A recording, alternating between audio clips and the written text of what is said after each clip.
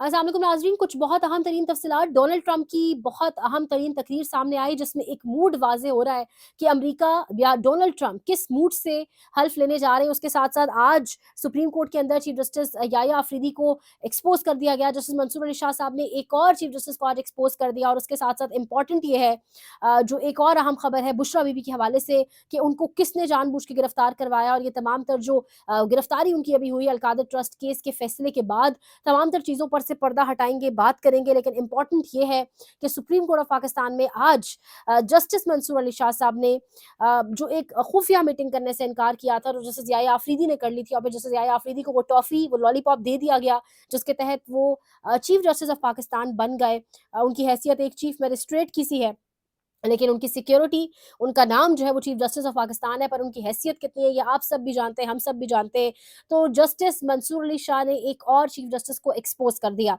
मामला शुरू हुआ कस्टम एक्ट्स की तशरीह के हवाले से। एक केस था, जब वो केस लगा आईनी बेंच मंसूर अली शाह साहब वाले बेंच के सामने, तो उस केस में जो वकील थे उन्होंने बाकायदा तौर पे एतराज़ उठाया और कहा कि आप ये केस नहीं सुन सकते, ये केस आईनी बेंच सुनेगा। जिस पर जस्टिस आयशा मलिक भी थी उस बेंच का हिस्सा, उन्होंने कहा कि कैसे? मतलब हर केस, जो भी केस अब आएगा सुप्रीम कोर्ट ऑफ पाकिस्तान के अंदर, वो केस हम नहीं सुन सकते, तमाम तर केसेस आईनी बेंच के पास जाएंगे। मतलब ऑब्वियसली सुप्रीम कोर्ट के अंदर जितने केसेस आते हैं उनके अंदर आईनी नुकात तो होते हैं, तो क्या हर केस अब हम नहीं सुनेंगे? इस मामले के ऊपर बाकायदा तौर पे अब आज की तारीख थी, यानी आज पीर वाले दिन वो केस दोबारा लगना था, जिस पर जब आज वो बेंच बैठा तो पता ये चला डेप्टी रजिस्ट्रार साहब जुल्फ़िकार अली उनका नाम है ग़ालिबन, वो पहुंचे और उन्होंने जस्टिस मंसूर अली शाह साहब वाले बेंच के सामने पेश होकर बताया कि जजेस कमेटी का इजलास हुआ, जजेस कमेटी का इजलास हुआ और इस इजलास के अंदर ये तय पाया कि ये जो मामला है ये आईनी बेंच के सामने लगेगा। जिस पर जस्टिस मंसूर अली शाह हक्के बक्के रह गए। उन्होंने कहा जजेस कमेटी का हिस्सा तो मैं खुद हूँ, मैं खुद जजेस कमेटी का रुकन हूँ, मैं नहीं जानता कि वो जजेस कमेटी का इजलास कब हुआ कब नहीं हुआ,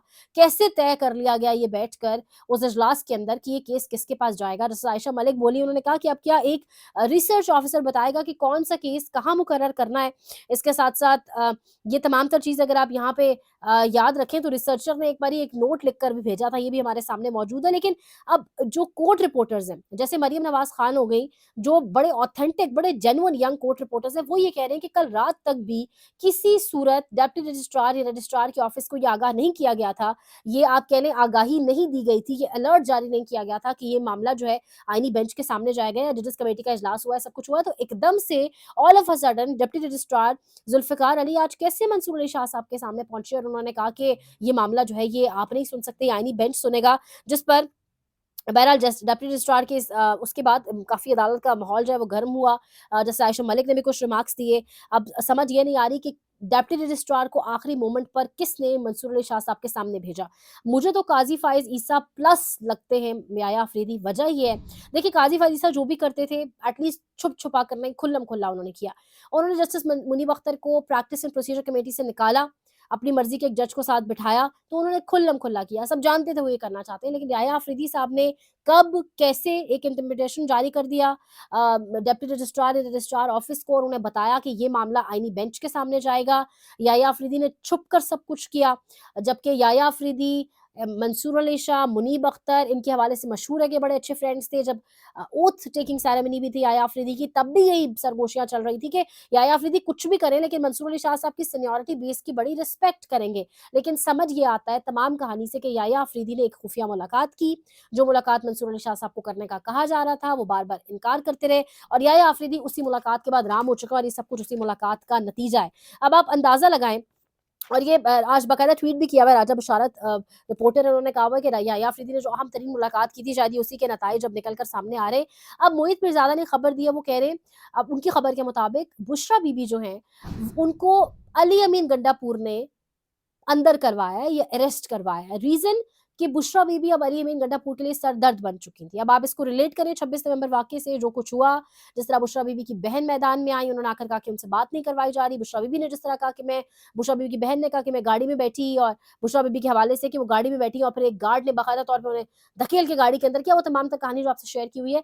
तो उस सारे सिनेरियो और कॉन्टेक्स्ट में सोचें और फिर अली अमीन गंडापुर के हवाले से मोहित मिर्ज़ादा की ये खबर, बड़े बाखबर सहाफ़ी हैं, इन्होंने ही कहा था सैटेलाइट इमेजरीज़ भी बहुत जल्द जारी होंगी। इमेजेस बनाए गए हैं 26 नवंबर की रात जो खून की होली खेली गई इस्लामाबाद के अंदर। फिर अब उनकी ये खबर बड़ा इंपॉर्टेंट है देखना। अली अमीन गंडापुर कोई बहुत बड़ी शय नहीं है। अली बिन गड्ढापुर को इस मकाम पर भी इमरान खान ने ही पहुँचाया। अली बिन गड्ढापुर सेकंड टियर लीडरशिप का एक लीडर हुआ करता था पाकिस्तान तहरीक-ए-इंसाफ में, वज़ीर आला इसलिए बना कि जब ऊपर से लीडरशिप, जो बड़े-बड़े नाम हैं, जो आज कहीं आपको दिखाई नहीं देते, जो हीरो से ज़ीरो बन चुके हैं, जब वो सारे ज़ीरो हुए, जब नीचे से लीडरशिप उठकर आई, तो इमरान खान ने अली बिन गंडापुर की कुर्बानियाँ, जो 9 मई के बाद उन्हें उठाया गया, जिस तरीके से उनके बाल काट कर और जो कुछ हुआ पूरे मुल्क में घुमाया गया, वो कुर्बानियाँ देखते हुए इमरान खान ने उन्हें ये ओहदा दिया, सीएमशिप दी। तो इमरान खान जेल से बैठकर, जेल में भी ऑब्वियसली इमरान खान ही ताकतवर है, अली बिन गंडापुर ताकतवर नहीं है। अगर ये खबर सच हो जाती है, जो मोहित पिरज़ादा ने खबर दी है, जो ऑब्वियसली मेरे तो नहीं ना इल्म में ऐसा कुछ है, और एक मोहित पिरज़ादा की खबर पर हम उसको सच मान नहीं सकते, बट हाँ, कुछ ऐसे एक्ट्स ज़रूर हैं अली बिन गंडापुर के, जिस पर शक्कुक व शुबहात ज़रूर होते ज़रूर हैं। एक एक शक पड़ता है, डाउट ज़रूर जाता है, बट ये खबर है, बड़ी इंपॉर्टेंट है, जो इस वक़्त अली बिन गंडापुर और बुशरा बीबी के हवाले से मोहित पिरज़ादा साहब दे रहे हैं। अब जाते-जाते डोनाल्ड ट्रंप ने कल तकरीर की। ऑब्वियसली ओथ तो उनका अब है, आज है, बट तकरीर के अंदर उन्होंने कहा कि इस घटिया, बदबूदार, करप्ट एस्टेब्लिशमेंट से जान छुड़वाई मैंने, और इस करप्ट एस्टेब्लिशमेंट से जान छुड़वाने के लिए, इस करप्ट एस्टेब्लिशमेंट के खिलाफ आप कतार दर कतार निकले और आपने मुझे वोट डाला। नौजवानों से बेसिकली ये बात कर रहे थे। यूएस में अगर आपके काफ़ी जानने वाले लोग हों, तो आप उनसे पता करें, तो वहाँ पर जितना इस वक़्त यूथ एक्साइटेड है, यूथ को लग रहा है कि वाक़ईतन हमने जिसको वोट दिया, वही अब हल्फ उठाएगा कल, और वही हुक्मरानी करेगा और सब कुछ, तो ऑब्वियसली ये यूथ की जीत है।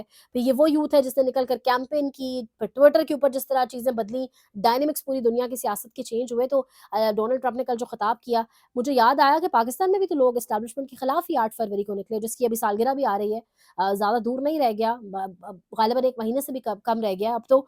लेकिन पाकिस्तान में भी लोग एस्टेब्लिशमेंट के खिलाफ निकले, पाकिस्तान में भी लोगों ने एस्टेब्लिशमेंट की सियासी घटिया किरदार के खिलाफ जाकर वोट दिया और हक में इमरान खान के वोट डाला। लेकिन यहाँ पर वोट जिसको दिया गया उसके लिए निकला नहीं। वोटों के ऊपर जिस तरह से डाका डाला गया, वो हम सब जानते हैं, और उसी रिजीम के बहुत बड़े सहूलतकार डोनाल्ड ब्लूम साहब वो यहाँ से जा चुके हैं, और उन्होंने बाकायदा जाते-जाते मैंने आपको पिछले व्लॉग्स में भी ज़िक्र किया था कि उन्होंने बताया है कि रिचर्ड ग्रेनेल और ट्रंप के साहबज़ादे अच्छे खासे फ्रेंड्स हैं, इनके ख़ानदानी ताल्लुकात किस हद तक बनते हैं, इनके अच्छे रवाबित हैं, जिसके बाद इस हुकूमत के छक्के छूट गए, और फिर ये तमाम तर कोशिशें तेज़ की गई, मुज़ाकरात पसे पर्दा भी हमारे सामने भी, इसीलिए कोशिशें तेज़ की गई ताकि कुछ बन सके, इमरान खान को कहीं से मनाया जा सके, कहीं से उन्हें थोड़ा मेल्ट डाउन किया जा सके टेम्परेचर को। लेकिन इमरान खान ने जब इनकार किया बड़े 2 मुतालबात मानने से, जिसमें एक मुतालबा था कि जो फ़ौजी एस्टेब्लिशमेंट की आला तरीन क़यादत है, उसके खिलाफ अपने ट्विटर अकाउंट को खामोश कराएँ। जब वो और ये तमाम चीज़ें मानने से इनकार किया गया, उसके बाद तकलीफ मज़ीद बढ़ गई,